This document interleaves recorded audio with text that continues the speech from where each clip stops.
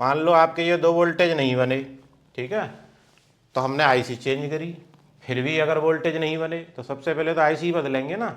IC बदलेंगे, उसके बाद भी अगर आईसी काम नहीं करती है तो आईसी की रिक्वायरमेंट देखनी होती है हमें, यानी आईसी को काम करने के लिए किस किस वोल्टेज की आवश्यकता पड़ती है, किस किस डेटा की जरूरत पड़ती है कि आईसी काम करती है, तभी तो आउटपुट देगी। तो अब आईसी की रिक्वायरमेंट देखेंगे तो डॉट कहाँ है इसका, ये रहा। तो इधर इसका डायरेक्शन है, डायरेक्शन से काउंटिंग करना बताया है आईसी कैसे काउंट की जाती है, ठीक है। तो अब देखो ये 2 कैप लग रहे हैं, सबसे पहले आप ये कैप चेक कर लो, क्योंकि कूल टेस्टिंग करोगे सबसे पहले, हॉट टेस्टिंग हम बाद में करेंगे। तो कूल टेस्टिंग में ये कैप जो लग रहा है ये एक तरफ ग्राउंड देगा और एक तरफ जीआर नहीं आएगा। आईसी लगेगी तब तक जीआर आएगा, और आईसी हम हटा देंगे तो जीआर चला जाएगा, ओएल आएगा। मगर यहाँ पे भी आईसी हटाने के बाद अगर कोई रीडिंग मिल रही है तुम्हें या 0 0 जो आ रहा है, तो मान लो ये शॉर्ट है कैप, तो कैप शॉर्ट है तो ये कैप हटा देंगे, ठीक है, या चेंज करेंगे।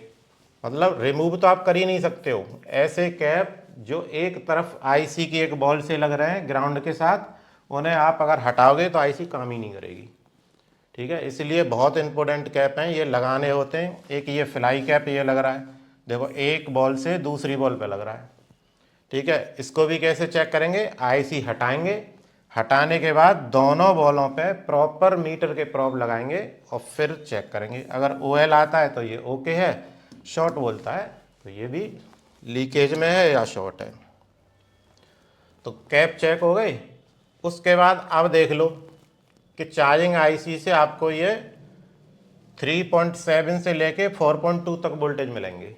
जो बैटरी का हमारा वोल्टेज है वही वोल्टेज इन दोनों बॉलों पे आना चाहिए, ठीक है। कॉइल प्रॉपर चेक करेंगे कि 4.7 हाइनरी की है या नहीं है। अब इसके बाद अब ये इनेबल बचे 1 2 3 4, 4 इनेबल कहाँ से आते हैं, ये सीपीयू से। अब सीपीयू से सबसे पहले हम लेंगे जीआर। जीआर अगर हमें प्रॉपर मिल रहा है तो इसका मतलब सीपीयू से कनेक्टिविटी इसकी ओके है, ठीक है। अगर इसमें से कोई बॉल ओएल आती है तो उसके लिए क्या करना पड़ेगा, सीपीयू उतारना पड़ेगा। उतारने के बाद उस बॉल से लेके और आईसी की बॉल तक दोनों प्रोब लगा के हमें यहाँ की कनेक्टिविटी पहले चेक करनी है। अगर कनेक्टिविटी यहाँ से ओएल मिलती है तो हम यहाँ से एक जंपर लगाएंगे, और कनेक्टिविटी अगर ओके मिलती है तो सीपीयू रोबल से काम चल जाएगा हमारा। अब हॉट टेस्टिंग में आ जाओ। अगर ये चारों जीआर हमको मिलते हैं तो हॉट टेस्टिंग में आ जाओ। हॉट टेस्टिंग में क्या करेंगे, चार्जर लगाकर बैटरी लगा लेंगे, चार्जर लगाएंगे। चार्जर लगाने के बाद सेट क्या करता है, चार्जिंग मोड में आता है तो डिस्प्ले पे लोगो दिखाने की कोशिश करेगा, यानी ग्राफिक्स बनने के लिए सीपीयू रेडी होगा। तो अब यहाँ पे सीपीयू हमें 4 वोल्टेज देगा।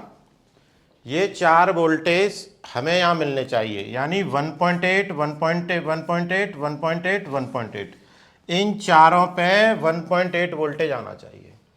अगर ये वोल्टेज मिल रहा है तभी मानेंगे कि हमारा सीपीयू ठीक है, वरना अगर वोल्टेज नहीं मिल रहा है तो सीपीयू फॉल्टी है। भले ही हमारा फ़ोन ऑन है, ग्राफिक्स नहीं बनेगा, यानी ये 2 वोल्टेज नहीं बनेंगे।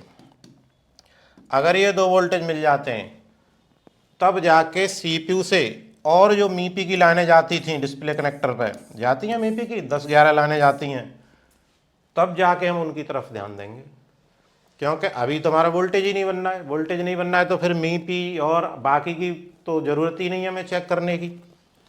अगर ये वोल्टेज कंप्लीट हो गए तब जाके हम देखेंगे मीपी वगैरह को।